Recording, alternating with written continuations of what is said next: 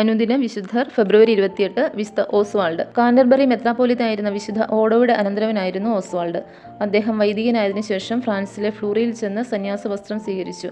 അഗാധമായ ഈശ്വരഭക്തിയും അനന്യസാധാരണമായ ജീവകാരുണ്യ പ്രവൃത്തികളും നിമിത്തം ഓസ്വാൾഡ് കാന്റർബറിയിലെ പുതിയ മെത്രാപ്പോലിത്ത ആയ വിശുദ്ധ ഡൺസന്റെ ശ്രദ്ധ ആകർഷിക്കുകയും അദ്ദേഹത്തിന്റെ ശുപാർശ അനുസരിച്ച് വിശുദ്ധനെ വൂൾസെസ്റ്ററിലെ മെത്രാനായി നിയമിക്കുകയും ചെയ്തു. വൈദിക ബ്രഹ്മചര്യം നിർബന്ധമാക്കിക്കൊണ്ട് മാർപ്പാപ്പ പുറപ്പെടുവിച്ചിരുന്ന കൽപ്പന ഇംഗ്ലണ്ടിൽ നടപ്പിലാക്കുന്നതിന് വിഞ്ചസ്റ്ററിലെ മെത്രാൻ വിശുദ്ധ എഥൽവാൾഡിനോടൊപ്പം ഓസ്വാൾഡ് നിയുക്തനായി. ബ്രഹ്മചര്യം പാലിക്കാൻ തയ്യാറല്ലാത്തവർ വൈദിക വൃത്തി വിട്ടുപോവുകയാണ് വേണ്ടത് എന്നുകൂടി പ്രസ്തുത കൽപ്പന അനുശാസിച്ചിരുന്നു. ഓസ്വാൾഡ് തന്റെ രൂപതയിലുടനീളം പര്യടനം നടത്തി പ്രസംഗങ്ങൾ വഴിയായി ജനങ്ങളെ ഉദ്ബോധിപ്പിച്ചു. ഓസ്വാൾഡ് ദിവസം തോറും ദരിദ്രരായ 12 ആളുകളുടെ പാദം കഴുകി ചുംബിക്കുകയും അവരോടൊത്ത് ഭക്ഷണം കഴിക്കുകയും ചെയ്യുക പതിവായിരുന്നു. 992 ഫെബ്രുവരി 29 ഏറ്റവും ഒടുവിലത്തെ ആളിന്റെ പാദം കഴുകി ചുംബിച്ചതിനു ശേഷം പിതാവിനും പുത്രനും പരിശുദ്ധാത്മാവിനും സ്തുതി ചൊല്ലി ആ ക്ഷണത്തിൽ സമാധാനപൂർവ്വം മരണം പ്രാപിക്കുകയും ചെയ്തു.